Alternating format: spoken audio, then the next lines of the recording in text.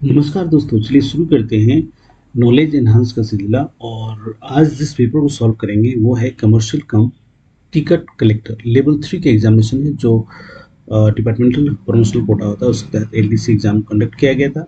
Ahmedabad division के द्वारा किया गया था, जो वेस्टर्न रेलवे का एक डिवीजन है। 16.2/3 है और एग्जाम जो हुआ है वो 13 अगस्त 2023 को किया गया है। क्वेश्चन जो है वो कुल 85 है क्वेश्चन टोटल, और 2 घंटे का समय दिया गया है। 10 क्वेश्चन राजभाषा से संबंधित हैं, जो मिला के 95 क्वेश्चन हो जाते हैं। इनमें से केवल आप फर्स्ट 85 को सॉल्व करेंगे, और जो क्वेश्चन है वो हिंदी इंग्लिश दोनों में दिए गए हैं। ओएमआर सीट में मॉडिफिकेशन या करेक्शन की या ओवर राइटिंग की किसी भी टाइप की परमिशन नहीं है, ठीक है। और ब्लू और ब्लैक पेन का इस्तेमाल किया जाएगा ओएमआर सीट पे, ठीक है। 1/3 जो है वो अंक काट लिए जाएंगे अगर कोई गलती करते हैं तो, ठीक है। तो इंस्ट्रक्शन आपके स्क्रीन पे है। चलिए हम चलते हैं क्वेश्चन नंबर 1 पे। हम आ गए हैं क्वेश्चन नंबर 1 पे। इसमें क्वेश्चन है कि स्टेशन कर्मचारियों के लिए निजी रोकड़ की सीमा कितनी है। What is the limit of private cash for station staff. Option A है ₹750, बी है ₹500 and C is 2000 and none of the, जिनमें से कोई नहीं। तो यहाँ पे जो सही आंसर होगा वो ए होगा, ₹750, ठीक है। ये जो मोबाइल यानी कि जो ट्रेनों के अंदर चलते हैं उनके स्टाफ के लिए ये जो सीमा है ये ₹2000 है। पहले ये ₹1500 हुआ करता था उनके लिए, और स्टेशन के कर्मचारियों के लिए ₹500 की सीमा थी, ठीक है। तो चलिए क्वेश्चन नंबर हम 2 पे चलते हैं।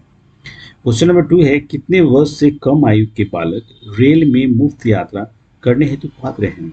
ऑप्शन ए है 12 वर्ष, बी है 5 वर्ष, सी है 7 वर्ष, और डी है इनमें से कोई नहीं, यानी कि 12 ईयर्स, 5 ईयर्स एंड 7 ईयर्स। तो यहाँ पे सही आंसर बी होगा, 5 ईयर्स, ठीक है।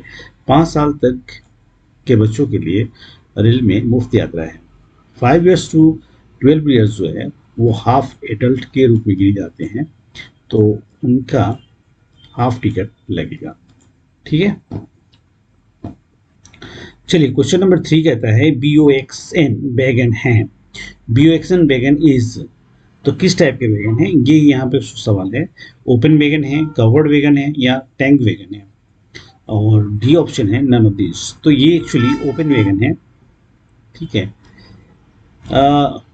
मैं यहाँ बताना चाहूँगा कि जिसमें जिस भी जैसे कि ये वर्ड है BOXN, इसमें ओ जो है वो ओपन के लिए इस्तेमाल किया गया है, ठीक है। और अगर यही चीज़ यूँ लिखा होता BCNO, ये सब कर सकते हैं ना, BCNA। तो यहाँ पे जो सी है, ये सी जो आपको दिख रहा है ये कवर्ड के लिए इस्तेमाल होता है, ठीक है। ये कवर्ड के लिए इस्तेमाल होता। अगर इसको अगर आपके पास ऑप्शन में ये रहता है कि BTPN,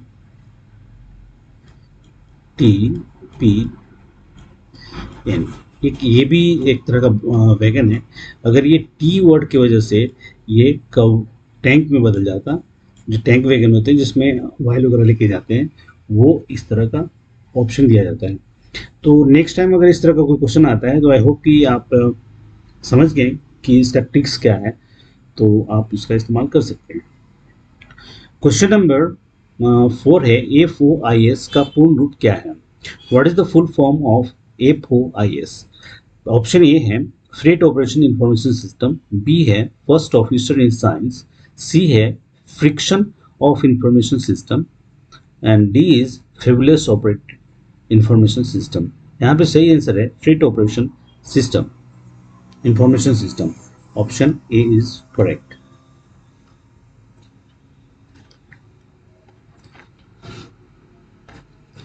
इसके अंदर एक दो और बातें मैं यहाँ पे आपको बताते हुए चलूँ कि जो FIS है इसके अंदर ट्रैक मॉनिटरिंग सिस्टम जो वैगन के मूवमेंट होते हैं उसको लिया जाता है। और इसके साथ ही इसका एक और पार्ट है आरएमएस, जिसे रेक मैनेजमेंट सिस्टम कहते हैं, और दूसरा पार्ट है इसका टीएमएस।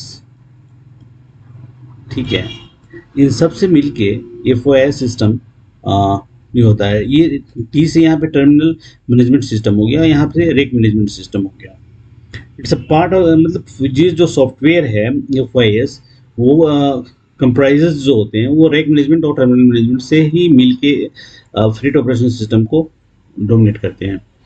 और ये एप्लीकेशन ट्रैक एंड मॉनिटर जो वैगन के मूवमेंट होते हैं, लोकोमोटिव्स होते हैं या यूनिट ऑफ ट्रेन्स होते हैं, उनके मूवमेंट को ये उसके बारे में इंफॉर्मेशन देते रहता है। ठीक है, चलिए क्वेश्चन नंबर 5 है, शताब्दी गाड़ियों में कुल कितनी श्रेणियां होती हैं? तो शताब्दी गाड़ियों में डायरेक्ट क्वेश्चन है। ये टू क्लासेस हैं। फर्स्ट क्लास होता है AC chair cars, AC chair cars, ठीक है, 2 सीट यहाँ पे कर लीजिए। और दूसरा है एग्जीक्यूटिव चेयर कार। ये 2 टाइप के उनके यहाँ ऑप्शन हमारे लिए है शताब्दी गाड़ियों में। भारत की सबसे महंगी लग्जरी ट्रेन का नाम आप कमेंट बॉक्स में बता सकते हैं, और अगर लास्ट तक बने रहते तो मैं कोशिश करूंगा, अगर मुझे इस सॉल्व के दौरान याद रहता है तो मैं आपको लास्ट में बता दूंगा। चलिए क्वेश्चन नंबर 6 है, शयन यात्री शयन द्वितीय श्रेणी में अपने साथ कंपार्टमेंट में अधिकतम कितना वजन लिए जा सकते हैं? What is the limit of maximum weight that a passenger can carry with him in second sleeper class? तो ये एक्चुअली यहाँ पे option A is the right answer, 80 kg है। मैं बाकी के बारे में बता देता हूँ। 40 kg या 50 kg का तो मुझे नहीं पता, क्योंकि 50 kg मुझे ध्यान नहीं है। 150 kg जो है वो फर्स्ट एसी में होता है। 40 kg जो होता है वो एसी 3 टायर और एसी चेयर कार जो होते हैं उसके अंदर इस्तेमाल किया जाता है। 80 kg स्लीपर के लिए इस्तेमाल किया जाता है। सेकेंड क्लास में जो है वो 70 kg का इस्तेमाल किया जाता है। और 150 kg जैसे कि मैंने बताया, फर्स्ट एसी के अंदर हम इतना केजी ले जा सकते हैं। ठीक, ये एक इम्पोर्टेंट सवाल है, कमर्शियल के लोग हैं तो ये बताएं। क्वेश्चन नंबर 7 कहता है कि वातानुकूलित यंत्र खराब होने पर गार्ड प्रमाण पत्र किसके द्वारा जारी किया जाता है? By whom guard certificate is issued on account of AC failure? A है गार्ड, बी है पीएनसीआर, सी है station master and D is none of these. तो यहाँ पे जो ऑप्शन नन ऑफ दीज है ये वही होगा, क्योंकि सबसे पहले तो आपको जानना चाहिए कि ये गार्ड सर्टिफिकेट होता क्या है। जब आप एक एसी का टिकट बुक करते हैं और ट्रेवल करते हैं विदाउट एसी, यानी कि किसी वजह से वो फेलियर हो जाता है, तो आपको टीडीआर फाइल करना पड़ेगा, टिकट डिपॉजिट रिसिप्ट, तो रिफंड के लिए, ताकि आप ये मान लेते हैं कि अगर आपने एसी का एक टिकट बुक किया और बिना एसी के आप जा रहे हैं तो आपने ट्रेवल नहीं किया, ऐसा माना जाता है। तो आपको टीडीआर फाइल करके पूरे पैसे आपको मिलेंगे। तो उसके लिए गार्ड सर्टिफिकेट की जरूरत होती है, क्योंकि ट्रेन का अगर पैसेंजर ट्रेन है तो उसकी आप ऐसे भी उसको ट्रेन मैनेजर आजकल नाम दे दिया गया गार्ड को, वो उस पूरी ट्रेन का मालिक होता है। ठीक है, तो वहाँ पे गार्ड सर्टिफिकेट की जरूरत पड़ती है, लेकिन वो आपको गार्ड नहीं देगा, आपको टीटी देंगे। जो ट्रेन में चल रहे हैं उनकी भी जिम्मेदारी है कि बिहाफ ऑफ गार्ड वो आपको गार्ड सर्टिफिकेट दे। तो यही एक अथॉरिटी गार्ड होने के बाद, भले नाम गार्ड सर्टिफिकेट है पर ये टीटी ही इशू करता है, ऐसा मुझे जानकारी है। ठीक है, तो चलिए हम चलते हैं क्वेश्चन नंबर 8 पे।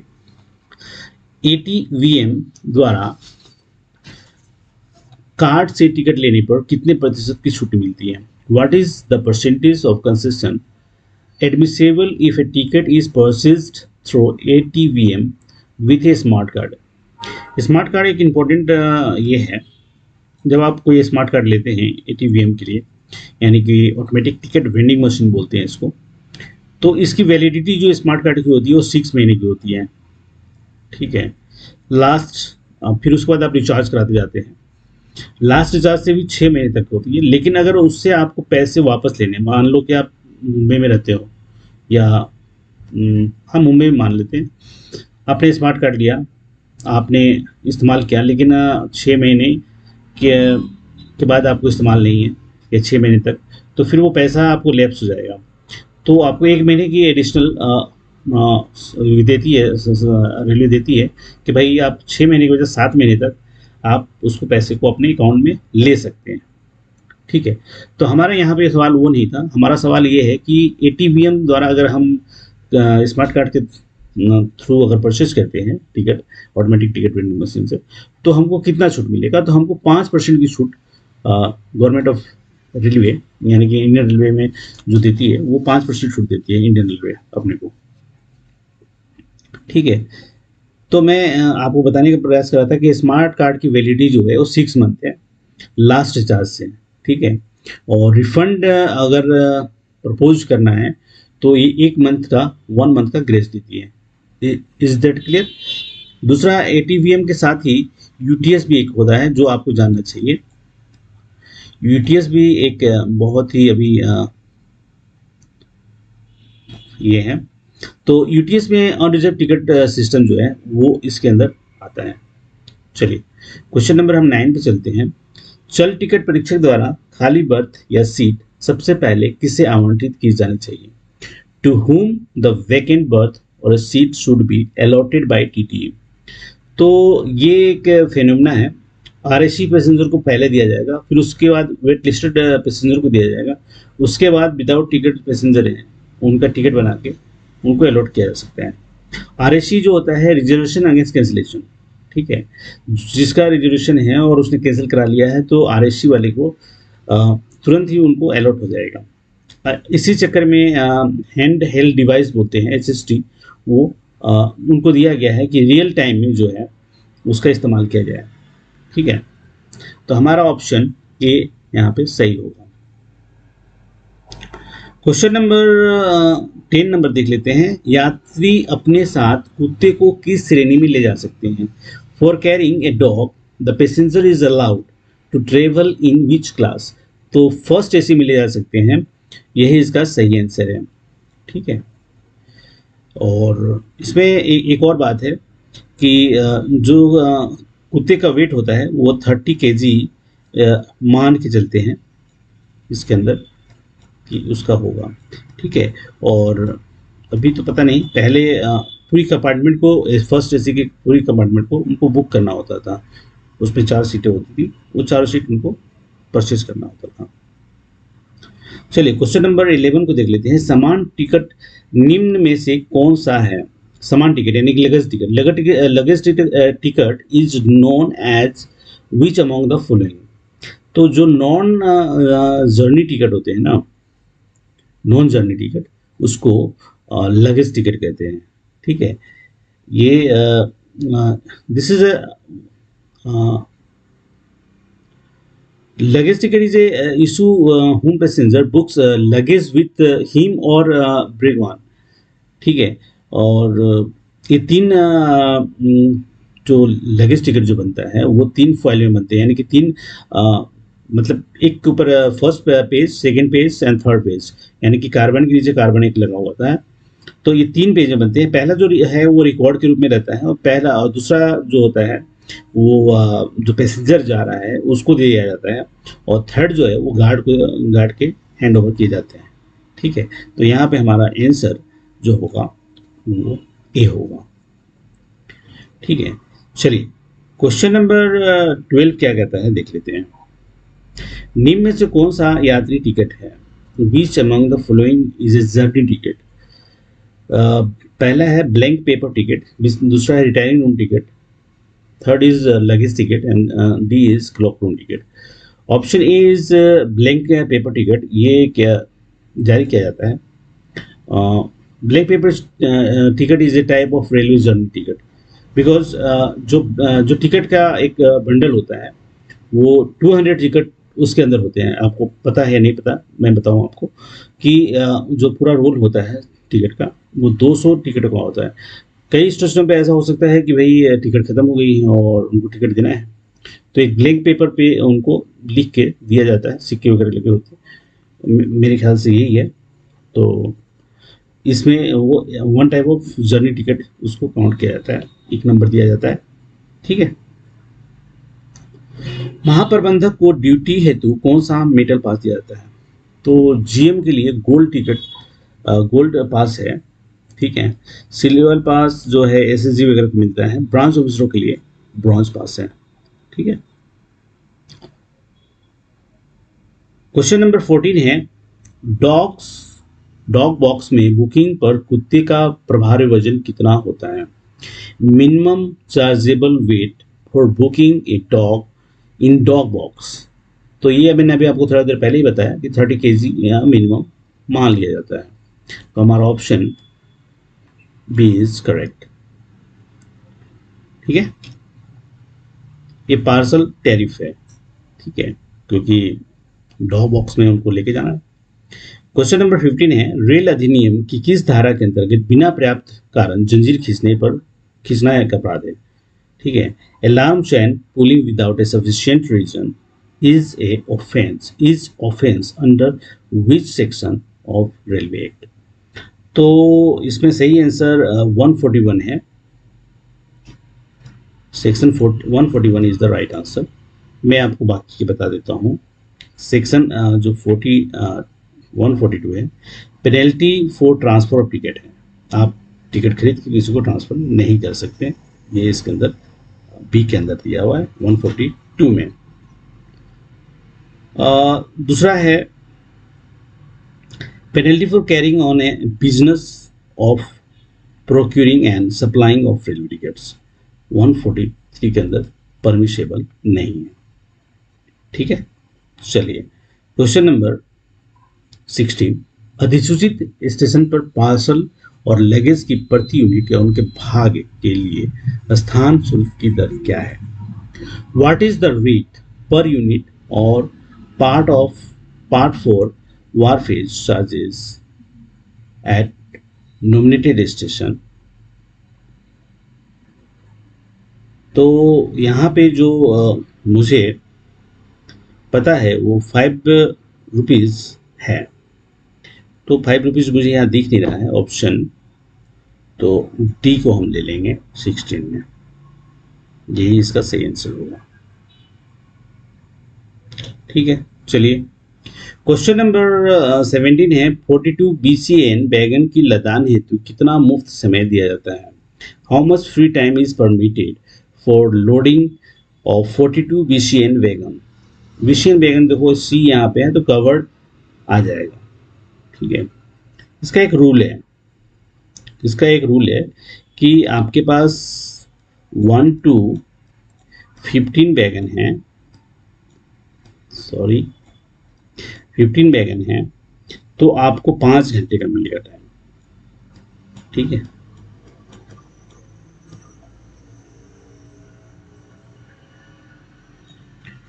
फाइव आवर्स मिलेंगे।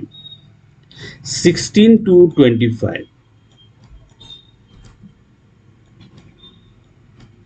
है तो आपको 7 आवर मिलेंगे, और 26 से ऊपर हैं जितने भी हैं तो आपको एटलीस्ट 9 आवर में फिनिश करने होंगे। इस हिसाब से हमारा जो क्वेश्चन को सेटिस्फाई करने वाला ऑप्शन है, option C is the 9 hours is correct. ये एक बात और बताना चाहूँगा कि यहाँ पे लोडिंग और इस्तेमाल क्या है, अनलोडिंग के लिए भी यही नियम है। अनलोडिंग के लिए भी यही नियम है। चलिए, क्वेश्चन नंबर हम 18 पे आ गए हैं। तत्काल टिकट पर निम्न में से क्या सुविधा उपलब्ध नहीं है? What facility from the following is not available on Tatkal ticket? A, change of name, B, change of boarding points या point, C, upgradation, and is on this.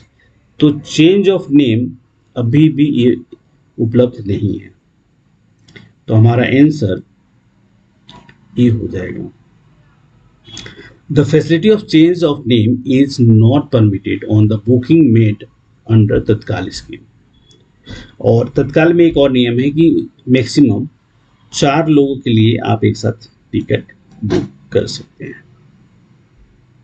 ठीक है,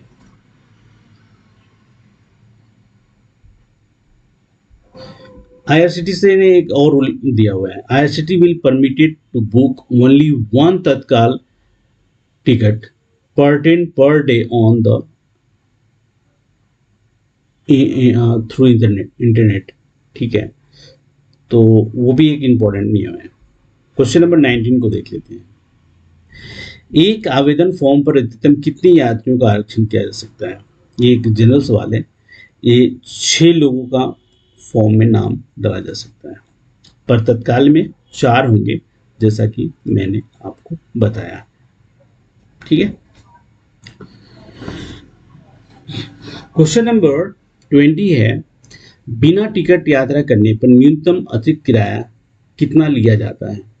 तो वो जो शुरू से चला आ रहा है 250 रुपया, वही अभी भी है, उसको बढ़ाया नहीं गया है। ठीक है, क्वेश्चन नंबर 21 है, वरिष्ठ मंडल वाणिज्य प्रबंधक को सिल्वर, ब्रॉन्ज या गोल्ड पास, मेटल पास जारी किया जाता है। तो यहाँ पे ब्रॉन्ज पास होगा, जो ऑप्शन सी में है। मैंने अभी थोड़ी देर पहले बताया ही आपको। चलिए, क्वेश्चन नंबर 22 है, पीएनआर का पूर्ण रूप क्या है? PNR stand for passenger name record, passenger number record, passenger numerical record and none of this. तो option A passenger name record is the right answer. ठीक है, पार्सल रसीद की अनुपस्थिति में क्या भर कर देने पर सुपुर्दगी दी जाती है? What is the absence, sorry, in the absence of PWB? PWB आपको शायद पता हो या नहीं। PW होता है पार्सल वे बिल बोलते हैं इसको। PWB पार्सल वे बिल बोलते हैं इसको। Delivery of parcel can be granted on execution of. तो इसके लिए इंडीमिटी बॉन्ड बोलते हैं, जिसे आई बॉन्ड बोलते हैं। अगर वो भर के देते हैं आप स्टेशन मास्टर को, तो वो अगर सेटिस्फाइड हो तो कंसाइनमेंट आपको दे सकता है। अगर सेटिस्फाइड नहीं है तो matter should be refer to the divisional commercial superintendent of के ऑर्डर के लिए भेज दिया जाता है। तो 2 ऑप्शन है, आई बॉन्ड, इंडेमनिटी बॉन्ड बोलते हैं आई बॉन्ड को। ठीक है, चलिए क्वेश्चन नंबर 24 पे आ गए हैं। HAT का कौन सा कार्य किए जाते हैं? HHT पर कौन कौन से कार्य किए जाते हैं? मैंने आपको जैसे बताया था अभी, हैंड हेल्ड टर्मिनल बोलते हैं इसको, जो ये TTO के पास होता है। तो चार्ट के भी काम किए जाते हैं, बर्थ खाली हुए हैं या नहीं हुए हैं तो उनको दिया जाता है। और नॉट टर्न अप वाला, जो नॉट टर्न अप भी आपको पता होगा कि जो लोग नहीं आ पाते हैं उनके लिए नॉट टर्न अप वाला है। तो ये हमारा आंसर जो है वो डी होगा, none of the all of this जो यहाँ पे है, यही हमारा आंसर होगा। ठीक है, ये सभी काम किए जा सकते हैं। ये एक्चुअली HHT जो है, ये हमारे यहाँ जो वेयर हाउस होते हैं, जहाँ पे बहुत सारे सामान रखे जाते हैं ना, जैसे बेंगलोर में फ्लिपकार्ट का है या दूसरे और भी हमारे जो स्टोर होते हैं, अमेजन के जो वेयर हाउस हैं। तो ये बहुत पहले से इस्तेमाल किया जा रहा था कि कौन चीज़ कहाँ कैसे है। तो इसको सॉफ्टवेयर को चेंज करके क्रिस ने काफ़ी हमारे लिए सुविधाजनक बनाया है। तो हमारे क्रिस का मतलब बहुत महत्वपूर्ण रोल है इंडियन रेलवे के सॉफ्टवेयर में।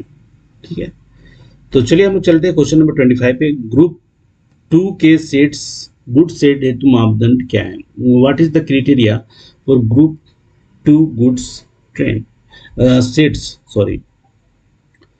तो इसके लिए ये है, देखिए इसमें 2 बातें हैं। अगर ये 12 रेक से ज़्यादा का पर मंथ होता है तो हैंडलिंग अगर होता है तो 1 में आ जाएगा। 12 से कम होता है और 7 से ज़्यादा होता है तो हमारा 2 पे आ जाएगा, ठीक है। और 7 से कम होता है तो ये 3rd पे आ जाएगा, ठीक है। यही इसके नियम है। तो अगर ये ग्रुप 2 सेट्स बोल रहा है तो हमारा answer A is the right answer, ठीक है। फिर इसमें कुछ करने की जरूरत नहीं, बड़ी सिंपल सी बात है। चलिए क्वेश्चन नंबर 26 पे आ गए हैं। गुड्स आरआर में एफ एन आर नंबर कितने अंकों का होता है? How many digits are there in F N R number of goods railway receipts? तो ये टॉप लेफ्ट में होता है और इसमें जो होते हैं वो 11 डिजिट के नंबर होते हैं। Option B is the right answer. इसमें कुछ करने की जरूरत नहीं। फ्रेट नेम एंड रिकॉर्ड इसको बोलते हैं, फ्रेट नेम एंड रिकॉर्ड बोलते हैं, FREIGST, freight name, NME name, record number, ठीक है। चलिए क्वेश्चन नंबर हम आ गए हैं 27 पे। जनता खाना या किफायती खाना की खान पान इकाइयों की दर कितनी है? तो ये कुछ भी नहीं है, 15 रुपया है, आपको पता ही होगा। 7 पूड़ी और ड्राई पोटैटोस के जो ये होते हैं सब्जी वो देते हैं, और जो अचार होते हैं वो देते हैं। ये 3 चीज़ होता है इसके अंदर, कुछ भी नहीं है। अभी हाल में नहीं, मुझे लगता है एक लास्ट 1 ईयर के आसपास ही पंजाब में कुछ जगहों पे वेंडर्स ने हंगामा किया था इसके अंदर, एग्जैक्ट नहीं याद है। चलिए, पर मैं नज़र बनाए रखता हूँ, आप भी नज़र बनाए रखें हर मूवमेंट पे रेलवे के, अगर आगे बढ़ना है तो। 28 जो है वो AC चेयर कार श्रेणी में प्रति यात्री कंपार्टमेंट की लिमिट कितनी होती है? What is the compartment limit is ACC chair car classes? तो मैंने आपको बताया ही था, इसमें कुछ भी करने की जरूरत नहीं, 40 kg है जैसे मैंने बताया था। क्वेश्चन नंबर 28 है, लगेज बुकिंग में GST कितना प्रतिशत लिया जाता है? How much GST is limit in luggage booking? तो ये एक्चुअली 5% है, ठीक है, वो लिया जाता है। खतरनाक माल कितने प्रकार का होता है? Dangerous goods are classified in how many groups? तो ये एक्चुअली 6, 7, 8 और नन ऑफ दीज है, तो यहाँ पे नन ऑफ दीज हो जाएगा। एक्चुअली 9 टाइप्स के मेरे ख्याल से डेंजरस गुड्स की श्रेणी बनाई गई है, ठीक है। 31 कहता है कि दर सूची में माल भाड़ा प्रति डैश दिया गया है। The freight rate given in goods freight table is per dash ton, quintal, kilogram and none of these. तो ये टन्स में होते हैं। LHB कोचेज हों या ऐसे हो, जो भी होते हैं वो टन्स में ही उनकी वो करते हैं कि कितने टन्स हम सामान ले जा सकते हैं, कितने क्या रेट से उनका भाड़ा होगा, टन्स के हिसाब से ही होगा। चलिए क्वेश्चन नंबर 32 है, राजपत्रित रेल अधिकारी को वर्ष के दौरान कितने सेट PTO दिए जाते हैं? 2, 3, 4 और नन ऑफ दीज। तो यहाँ पे C होगा 4। जिन लोगों ने वो विधवा जो 12/3/1987 जो है कि अगर पास PTO का वो नहीं लिया हुआ है, उसके पैसे नहीं भरे हैं, तो उनको 6 मिलेंगे, लेकिन सबने भर दिए हैं। तो अभी जो सही आंसर है वो 4 पास PTO होंगे, नो डाउट, आपको किसी तरह का नहीं है, और 6 पासेज होंगे, ठीक है, नहीं है। क्वेश्चन नंबर 33 है, बच्चा ट्राई साइकिल का प्रभारी वजन कितना है? How much chargeable weight for booking for of baby tricycle? तो एक्चुअली ये 20 kg होता है। इसके लिए एक चार्ट है जो गवर्नमेंट ऑफ इंडिया ने जारी किया हुआ है, ठीक है, तो यहाँ पे 20 kg होंगे। क्वेश्चन नंबर 34 है, विलंब शुल्क प्रति वैगन किस आधार पर लिया जाता है? On what basis the demurrage charges पर वैगन आर कलेक्टेड? तो ये जो है वो आवर के हिसाब से ले जाते हैं, क्योंकि आपको मैंने अभी थोड़ी देर पहले बताया कि लोडिंग अनलोडिंग के लिए आवर्स दी जाते हैं, तो हमारा काम आवर्स के हिसाब से चलता है, एक लिमिट तक ही होती है। TDR के आधार पर किराया की धन वापसी किस कार्यालय द्वारा की जाती है? Which office is authorise refund on the basis of TDR। TDR actually मैंने जैसे कि बताया था, टिकट डिपॉजिट रिसिप्ट, ये चीफ कमर्शियल मैनेजर जो होते हैं, PM जो होते हैं, पेमेंट वाला, तो वो करते हैं। Option B is the right answer. 36 है, कैंसर रोगी को इलाज के लिए अकेले प्रथम श्रेणी एक्सप्रेस में कितना प्रतिशत रियायत दी जाती है? देखिए, फर्स्ट क्लास में जो है, चलिए मैं एक बार रिपीट कर लेता हूँ। जो स्लीपर एंड थर्ड AC होते हैं ना, स्लीपर और थर्ड AC वो 100% होते हैं, ठीक है। AC चेयर कार और चेयर कार जो होते हैं वो 75 होते हैं। तो यहाँ पे इन्होंने कहा है कि फर्स्ट क्लास लिखा है, तो फर्स्ट क्लास के लिए 50% हो जाएगा, ठीक है। सेकेंड AC और फर्स्ट क्लास AC जो होते हैं वो 50% मिलते हैं। AC चेयर कार के लिए 75% मिलते हैं, और AC थर्ड AC और स्लीपर के लिए 100% मिलते हैं। यही सही है मेरे ख्याल से। चलिए, क्वेश्चन नंबर 37 कहता है कि वृकवान में यात्रा करते पाए जाने वाले किसी पाए जाने, सॉरी एक बार फिर से पढ़ते हैं नेक्स्ट से। ब्रेकवान में यात्रा करते पाए जाने पर यात्री को किस श्रेणी का मानकर दंडित किया जाएगा? When passenger is found traveling in Breakwan, he will be charged as traveling in which class? तो ये एक्चुअली क्या है, फर्स्ट क्लास के रूप में चार्ज किया जाएगा। इवन जो केवल ब्रेकवान नहीं होते हैं, जनरेटर कार भी होते हैं, या SLR होते हैं, या AGS होते हैं, या RMS या पेंटी कार में भी पाए जाते हैं। अगर उनको चार्ज करना है तो फर्स्ट क्लास का विदाउट टिकट मान के उनको चार्ज किया जाएगा, और जहाँ से ट्रेन चली है और जहाँ पकड़े जाते हैं वहाँ तक के चार्ज लेके उनको उतार दिया जाएगा, रूल ये कहता है, ठीक है। चलिए, क्वेश्चन नंबर हम 38 पे आ गए हैं। शिकायत के लिए रेलवे का ऐप कौन सा है? What is the app of railway for complaint? तो रेल मदद इज द राइट आंसर, ठीक है। यही है रेल मदद, एक ऐप है, एंड्रॉयड पे भी है, आप भी डाउनलोड कर सकते हैं। चलिए, क्वेश्चन नंबर हम 39 पे आ गए हैं। IRTS का पूर्ण रूप क्या है? What is the full form of IRTS? Indian railway traffic service, Indian railway transportation service, Indian railway trade service, Indian railway tourism service. तो भारतीय रेल यातायात सेवा जो है वो इसके अंतर्गत आता है। Option A is the right answer. इसकी ट्रेनिंग कहाँ होती है, कौन बताएगा? आप में से जो बता रहे हैं वो कमेंट करें। हाँ, मुझे ये बताना था कि भारत का सबसे लग्जरी ट्रेन का जो सबसे महंगा है वो कौन सा है? तो महाराजा जो हमारे यहाँ ट्रेन है वो सबसे महंगा है, ठीक है। चलिए, क्वेश्चन नंबर 40 पे आ गए हैं, ऑलमोस्ट हाफ एंड हाफ है। NSG 3 स्टेशनों को निर्धारित करने का मापदंड क्या है? What is the criteria for category of NSG 3 station?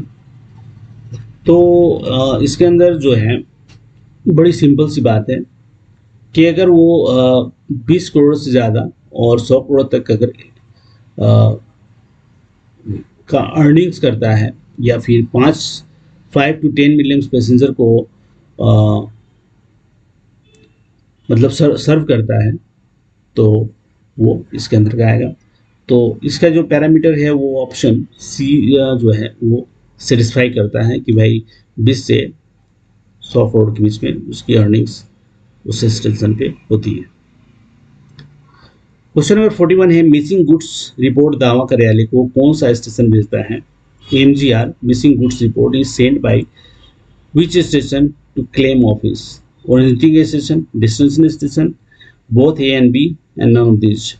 तो यहाँ पे जो है ये मुझे होल्ड पे ये क्वेश्चन डाल देना चाहिए, मुझे शायद नहीं पता है, पर मेरा जो थ्योरी है कि भाई अगर जहाँ भी बोथ A and B दिखे तो उसको आप ले लो, बाकी बाद में देखा जाएगा, 1/3 कटे तो कटे, ठीक है। लेकिन जो नॉर्मली जो मैंने पढ़ा है कि डेस्टिनेशन स्टेशन पे जहाँ पे, क्योंकि ओरिजिनेटिंग स्टेशन तो बुक कर दिया, उसको पता नहीं लेकिन डेस्टिनेशन स्टेशन को पता चलता है कि भाई वो गुड्स मिसिंग हो गई है, तो उसका काम है कि वो रेलवे के क्लेम्स ट्रिब्यूनल के पास इस केस को भेजे और उसका निपटारा करवाएं। फिर भी हमारा जो थ्योरी है कि भाई अगर यहाँ बहुत या ऑल ऑफ दिस जहाँ दिखे वो आप पहले चूज करें, उसमें मान के चले कि 80% से 100% की सिक्योरिटी है आपके पास, फिर भी मर्जी आपकी। चलिए क्वेश्चन नंबर हम आ गए हैं 42 पे। बड़ी शास्ति देने के लिए कौन सा मानक फॉर्म का प्रयोग किया जाता है? For giving major penalty which standard form is used, तो SF5 का इस्तेमाल किया जाता है।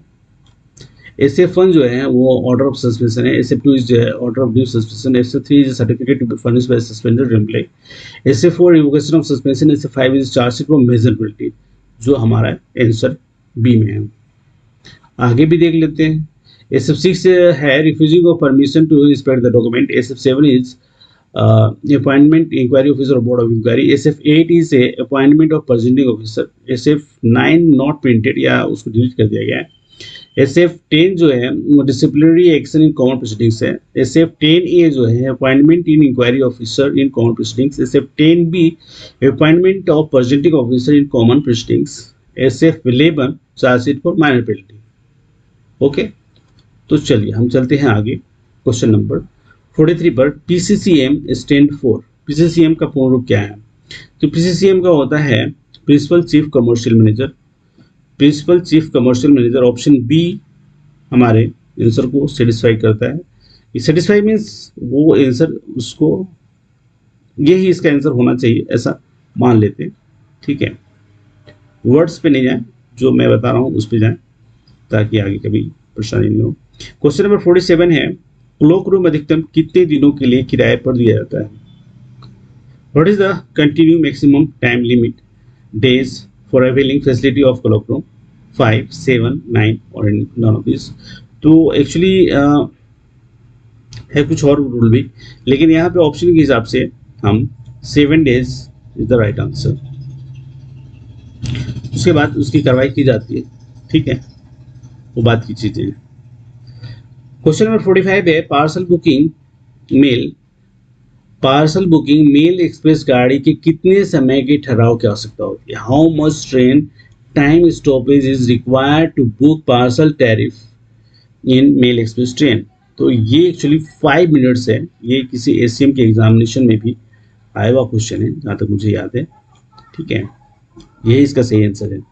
क्वेश्चन नंबर 46 है, निलंबन के लिए कौन सा फॉर्म उपयोग में लिया जाता है? तो SF1 का इस्तेमाल किया जाता है, जैसे कि मैंने बताया कि order of suspension is SF1, ठीक है। क्वेश्चन नंबर 47 है, निजी साइडिंग में बनाने का खर्चा किसके द्वारा किया जाता है? Who bear the expenditure of constructing A private siding? तो जो प्राइवेट पार्टी होती है वो करती है। Option A is the right answer. जो इसमें PPP होता है, कभी पार्टनर पब्लिक पार्टनर और ये भी होती है, लेकिन ज़्यादातर ये होती है। और जो डिलीवर करते हैं, क्या बोलते हैं, उसकी सर्विस जो डिलीवर करती है वो रेलवे के द्वारा किया जाता है, ठीक है। तो ये ऑप्शन भी आप ले सकते हैं कहीं, क्योंकि ये मैं होल्ड पे ही डालता हूँ, क्योंकि इसके बारे में मैंने ज़्यादा देखा नहीं है, पर मेरा मानना है कि एक पार्टी के द्वारा किया जाता है जहाँ तक मैंने पढ़ा हुआ है। फिर भी एनीवे आप भी बताएं, आपने भी तैयारी की है, ठीक है। चलिए क्वेश्चन नंबर 48 को देखते हैं। मंडल का प्रमुख कौन होता है? तो who is the head of division? तो DRM होते हैं, divisional railway manager is the right answer. वही पूरे डिवीजन के मुखिया होते हैं, वही हेड होते हैं, ठीक है। क्वेश्चन नंबर 49 है, where railway board is situated? Railway board कहाँ स्थित है? तो नई दिल्ली में स्थित है। Option C is the right answer. Question number 50 है, ट्रेन लोड की निम्नतर वर्ग दर क्या है? देखिए इसके अंदर जो रेट ऑफ ये है ना, वो इम्पोर्टेंट है। तो ये पहले नंबर पे है, LR3 ये जो आता है वो आता है, फिर उसके बाद ये आता है और LR2 आता है, उसके बाद बाकी आते हैं। तो हमारा आंसर जो है ना, मिनिमम जो ट्रेन लोडिंग क्लास जो है इसका रेट है वो LR3A आएगा, जो सही आंसर है, जो ऑप्शन बी में है। मिनी रेक में न्यूनतम कितने वैगन होने चाहिए? मिनी रेक में जो मिनिमम है वो 20 वैगन होने चाहिए। ठीक है। कॉनकोर का पूर्ण रूप क्या है? What is the full form of Concor? Concor is a container corporation of India limited, जो ऑप्शन ए में है, सही आंसर है। बीपीटी का पूर्ण रूप क्या है? What is the full form of BPT? तो BPT actually blank paper ticket होता है, जो अभी ऊपर में हमने डिस्कस किया हुआ था। ये जो container corporation of India limited है, ये कंपनी एक्ट के तहत रजिस्टर्ड है और ये 1988 से भी रजिस्टर्ड है, तो काफ़ी इम्पोर्टेंट है। ब्लैंक पेपर टिकट जो है, blank paper ticket is a type of railway journey ticket, जो मैंने थोड़ी देर पहले बताया था आपको। ई टिकट कहाँ जारी किए जाते हैं? तो ई टिकट स्टेशन में जारी किए जाते हैं, इन ट्रेन, ऑनलाइन और नन ऑफ दिस, तो यहाँ पे ऑनलाइन होगा। E ticket is electronic ticket. ठीक है। क्वेश्चन नंबर 55 है, पीएमएस का पूर्ण रूप क्या है? What is the full form of PMS? PMS is a passenger management system, parcel management system, passenger management service. तो ये actually parcel management service system है, sorry, parcel management system is the PMS, ये इसका एक रूप है। Question number 56 है, खुली सुपुर्दगी देने का अधिकार रेलवे को किस धारा में दिया गया है? तो सेक्शन 81 जो है वो ओपन डिलीवरी के बारे में बात किया गया है, ओपन डिलीवरी कंसाइनमेंट के बारे में। 82 जो है वो पार्सली डिलीवर्ड ऑफ कंसाइनमेंट है। 83 लियन ऑफ ए फ्रेट और एनी अदर सम ड्यू है। 84 जो है अनक्लेम कंसाइनमेंट है। ठीक है, तो आई होप ऑप्शन को आपने देख लिया। क्वेश्चन नंबर 57 है, ई पेमेंट का अनुबंध निम्न में से किस किस के मध्य होता है? E payment agreement is sign between home of the following: bank customer and railway, bank and railway, bank and customer, none of this. तो यहाँ पे जो सही है वो बैंक, कस्टमर एंड रेलवे के बीच में होता है। एक ट्राई पार्टी एग्रीमेंट है, टीपीए बोलते हैं इसको, ट्राई पार्टी एग्रीमेंट, टीपीए। ठीक है, इसमें जो है ये एक्चुअली कस्टमर जो है ना वो साइन करता है ज़्यादातर, क्योंकि ऐसा मान लो आप, चलो मैं आपको कुछ समझाने का प्रयास करता हूँ कि ये तीनों के बीच में साइन होता है। ट्राई पार्टी एग्रीमेंट जो मैंने बताया, तो ये बैंक, कस्टमर एंड रेलवे के बीच में साइन होता है, और कस्टमर है वो मैंडेट देता है बैंक को कि भाई जब भी रेलवे रिक्वेस्ट करे पेमेंट को फ्रेट से रिलेटेड, तो उसका जो है वो काट लिया जाए, मेरे अकाउंट से डेबिट कर लिया जाए। इसलिए इसका ई पेमेंट सिस्टम ये किया गया है। तो बैंक बीच की कड़ी है, कस्टमर मैंडेट देगा कि भाई हाँ, एग्रीमेंट करेगा कि भाई हाँ, अगर वो रेलवे अगर रिक्वेस्ट करती है कि भाई उनके इतना फ्रेट बाकी है, तो वो हमारे अकाउंट से काट लिया जाएगा। इसलिए ई पेमेंट एग्रीमेंट सिस्टम किया गया है।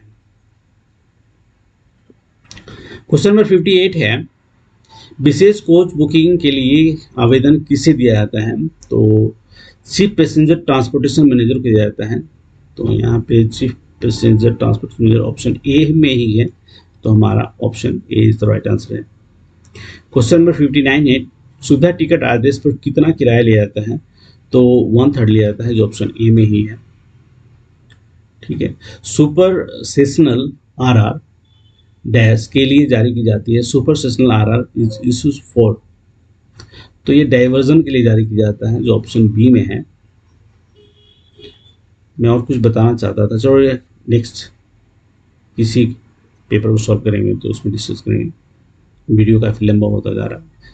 क्वेश्चन नंबर 61 है, एक स्थायी या अस्थायी रेल कर्मचारी को एक कैलेंडर वर्ष में कितने दिनों का एलपी का हकदार है? तो 15-15 दिन के हकदार है। 1 जनवरी एंड जुलाई को उस हिसाब से 30 डेज हो जाते हैं इन्हें ईयर, क्योंकि ये कैलेंडर वर्ष ये बोल रहा है, इन कैलेंडर ईयर बोल रहा है, तो 30 days is the right answer.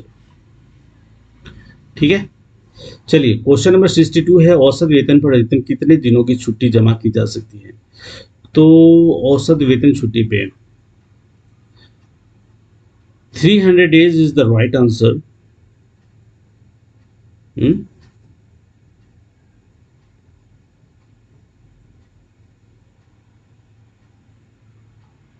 Yes, 300 days। ठीक है,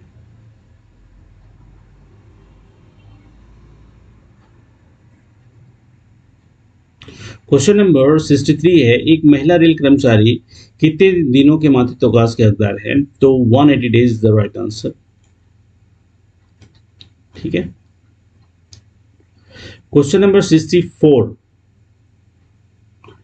यदि 2x + 3 = 9 है तो 3x + 2 का मान ज्ञात कीजिए।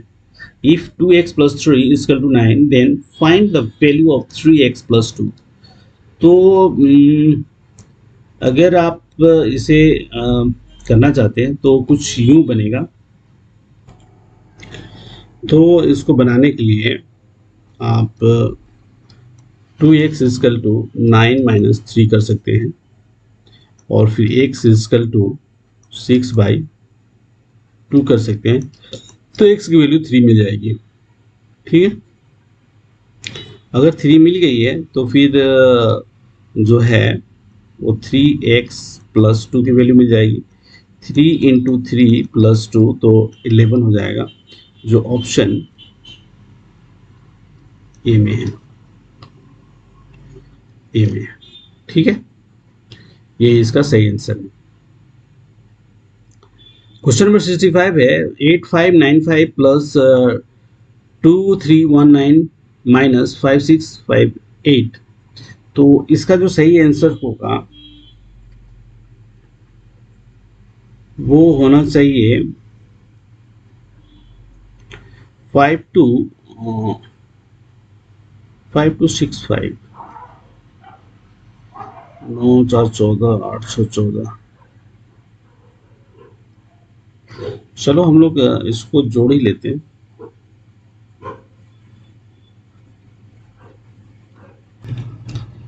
देखिए यहाँ पे मैंने कैलकुलेशन किया है, जो आपको दिखेगा यहाँ पे मैंने जोड़ दिया और यहाँ पे माइनस किया।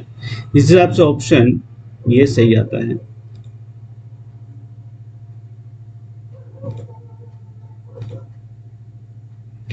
ये सही आंसर होगा। ठीक है, चलिए क्वेश्चन नंबर 66 पे आ गए हैं। 6720 का कितना प्रतिशत 6.72% है। What is the percentage of 6720 is 6.72। Is the right answer is 0.10%। Option A is the right answer जब इसको आप बनाएंगे तो, क्योंकि स्पेस नहीं है यहाँ पे बनाने का। फिर भी क्वेश्चन नंबर 67 है कि एक लड़का 7 किलोमीटर प्रति घंटे की गति से चलता है, तो 70 किलोमीटर की दूरी तय करने के लिए उसे कितना समय लगेगा। ये boy walks at a speed of 7 km/h। How much time does he takes to walk a distance of 70 kilometre. तो 1 किलोमीटर ये मतलब 7 किलोमीटर के अंदर चल रहा, तो 70 किलोमीटर जाने में 10 घंटे का समय लगेगा, जो ऑप्शन सी में है।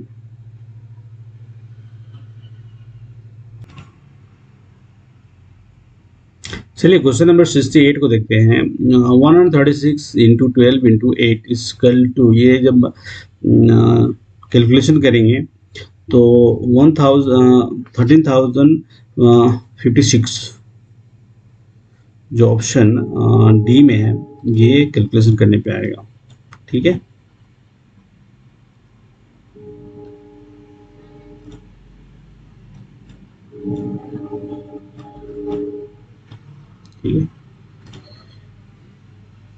क्वेश्चन नंबर 69 कहता है कि 315, 630 एंड 945 का HCF महत्तम समावर्तक ज्ञात कीजिए। इससे हाईएस्ट कॉमन फैक्टर जो होता है वो है।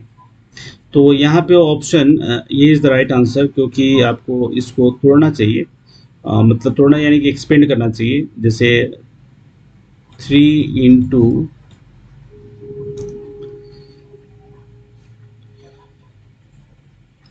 3 इंटू 5 इंटू 7, लिखना थोड़ा मुश्किल काम है। तो ये अगर करते हैं तो 315 आ जाएगा आपको। इसी तरह सबको तोड़ देते हैं और इसका कॉमन फैक्टर लेते हैं, तो हमारा जो ऑप्शन आएगा वो 315 का ही आंसर होगा जो इसमें दिया गया है। ठीक है, चलिए हम क्वेश्चन नंबर 70 को देख लेते हैं, जो मैथ का एक क्वेश्चन है कि यदि 441 रुपये की राशि 2 वर्ष के बाद 5% वार्षिक दर से चक्रवृद्धि ब्याज प्राप्त होता है तो मूलधन की गणना करें। Calculate the principal if an amount of rupees 441 is received on a compound interest at the rate of 5% per annum after 2 years is। तो जो सही आंसर होगा ऑप्शन ए होगा। इसको आप 5% दर से करेंगे तो ये 420 रुपया हो जाएगा, और 420 को फिर आप करेंगे तो 21 रुपीज़ आ जाएगा। तो ये 441 को सेटिस्फाई करता है। ठीक है, तो ये इसका सही आंसर होगा। चलिए क्वेश्चन नंबर हम देख लेते हैं 71 को। एक कक्षा में आयोजित परीक्षा में एक छात्र ने 25 अंकों में से 9 अंक प्राप्त किए। छात्र के द्वारा प्राप्त अंकों का प्रतिशत में व्यक्त करें। तो इस बड़ा सिंपल सा है कि आप 25 ले लें और फिर इसके बाद ऑप्शन को इंटू करके 100 बाई डिवाइड करते रहें, और जब तक कि 9 नहीं आ जाए, जो हम किया करते थे। तो ये 36 जो आंसर है ऑप्शन बी, यही इसका सही आंसर है। तो ऑप्शन से भी आंसर को बनाया जा सकता है। ठीक है, चलिए क्वेश्चन नंबर 72 है, इंग्लिश से स्टार्ट हो गया। यहाँ पे give opposite word of pride. Pride का अपोजिट, प्राइड मीन्स होता है आप जिस पे आप ये कर सकें, गौरव कर सकें। यहाँ पे जो सेम है वो इसका अपोजिट वर्ड होगा, जो ऑप्शन बी में है। Choose the correct synonym of word of foreigner. तो फॉरेनर का अपोजिट वर्ड एलियन हो सकता है, और अपोजिट वर्ड लोकल हो सकता है, नेशनल हो सकता है, नेटिव हो सकता है। यहाँ पे सेम वर्ड एलियन होगा जो सही आंसर है मेरे हिसाब से। फिर भी आप अपनी जांच करिए डिक्शनरी से। Choose correct synonym word of rigid. Rigid जो होता है ये हार्ड होता है, इट इज सेम वर्ड है। बाकी जो बेंट हो जाए या फिर वो है। ठीक है, option option A 75, question number 75 है fill in the blanks. A lady dash I know help him, a lady whom. ठीक, ये सही आंसर है। क्वेश्चन नंबर 76 है I was dash many movies back to back during vacation. तो I was watching, यहाँ पे सही होगा आंसर, many movie back to back during vacation. Question number 77 है she was late for duty and dash punished for that. She was late for duty and was punished for that. यहाँ पे 2 was हैं, लेकिन यहाँ पे यही इसका सही आंसर मुझे दिख रहा है। क्वेश्चन नंबर 78 है have you even dash the wolf cry. Have you even heard the wolf cry? Right answer यही है। Question number 79 है the mobile dash twice before I picked it up। तो रैंग होगा, बजने के बाद मैंने उठाया। Choose the opposite word of perfect। perfect का opposite word imperfect होगा, जो ऑप्शन सी में है। ठीक है, ब्यूटीफुल का अपोजिट वर्ड अगली होता है।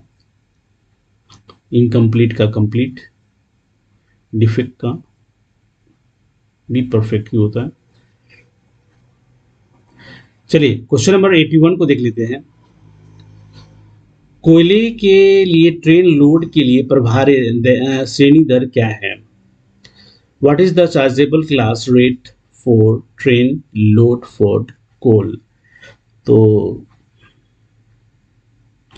जो सही आंसर है वो 45A होना चाहिए, इसका सही आंसर जो ऑप्शन ए में है।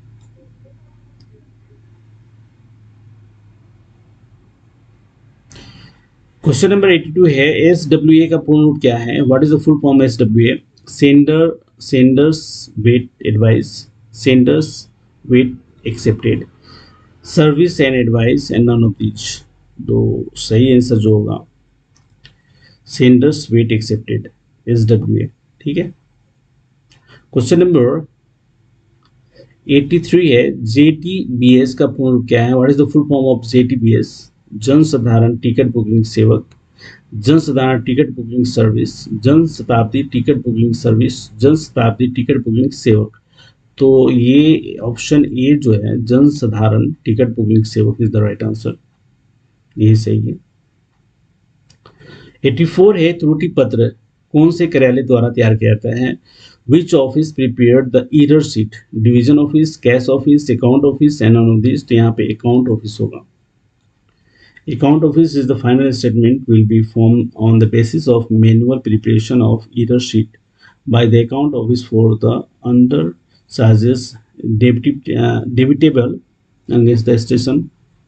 ठीक है, तो ये किया जाता है। चलिए हम सेकेंड लास्ट पेज में आ गए मेरे ख्याल से, लास्ट पेज है। चलिए क्वेश्चन नंबर 85 क्या कहता है कि भाई एक LHB रेक में SLR की वहन क्षमता क्या है? What is the carrying capacity of SLR in LHB rake? तो 3.9 टन जिसका होता है उसके साथ SLR जो होता है स्लीपर कम लगेज रेक बोलते हैं इसको। ठीक है, चलिए अब आ गया है यहाँ से हिंदी, और हम हिंदी को सॉल्व करेंगे फटाफट। ठीक है, क्वेश्चन नंबर 86 है, राजभाषा अधिनियम कब पारित किया गया था? तो 10 मई 1963 को पारित किया गया था, जो ऑप्शन ए में है। वीडियो काफी लंबा हो गया है। क्वेश्चन नंबर 87 है, राजभाषा अधिनियम 1963 किस वर्ष संशोधित किया गया था? तो 1967 में किया गया था। वन लाइनर क्वेश्चन है। क्वेश्चन नंबर 88 है, संविधान के 8वीं सूची में कितनी भाषाएं सम्मिलित हैं? तो पहले 14 था, अभी 22 है। ठीक है। क्वेश्चन नंबर 89 है, भारत संघ की राजभाषा क्या है? तो हिंदी है, देवनागरी लिपि में लिखी हिंदी है। ठीक है। क्वेश्चन नंबर 90 है, राजभाषा नियम कब पारित हुए थे? तो 17/7/1976 को पारित किए गए थे, जो ऑप्शन ए में है। क्वेश्चन नंबर 91 है, राजभाषा के प्रयोग के संदर्भ में कौन सा राज्य कच्छ क्षेत्र के अंतर्गत आता है? तो गुजरात, महाराष्ट्र, पंजाब और चंडीगढ़ आते हैं, जो ऑप्शन डी के हिसाब से सही है, all of them. Question number 92 है, राजभाषा अधिनियम की धारा 3(3) कब से प्रवृत्त हुई थी? तो 26 जनवरी 1965 से प्रवृत्त हुई थी, जो ऑप्शन डी में है। ठीक है, यही इसका सही आंसर होगा। क्वेश्चन नंबर 93 है, राजभाषा नियम 1976 के अधीन वर्गीकृत 3 क्षेत्र क्या क्या हैं? तो क ख ग क्षेत्र हैं, जो ऑप्शन सी में है। ठीक है, ABC यही सही आंसर है। क्वेश्चन नंबर 94 है, राजभाषा अधिनियम 1963 की धारा 4 किससे संबंधित है? राजभाषा section 4 of the official language act 1963 is related to which one of the? Constitution of official language commission, constitution of committee of official language, constitution of official language act और constitution of national women's commission. ऊपर से देख लेते हैं, राजभाषा आयोग के गठन से, संसदीय राजभाषा समिति के गठन से, राजभाषा अधिनियम के गठन से, राष्ट्रीय महिला आयोग के गठन से। तो जो सही आंसर है संसदीय राजभाषा समिति के गठन से, ऑप्शन बी में है, वही सही इसका आंसर है। और विश्व हिंदी दिवस कब मनाया जाता है? What is when is world Hindi day celebrated? तो 10 जनवरी है, यही इसका सही आंसर है। और थैंक यू सो मच कि आप इस वीडियो के अंत तक आए और आपने इस वीडियो को पूरा देखा, अपनी नॉलेज को एनहांस किया। चलिए नेक्स्ट वीडियो में मिलते हैं। Thank you so much for watching.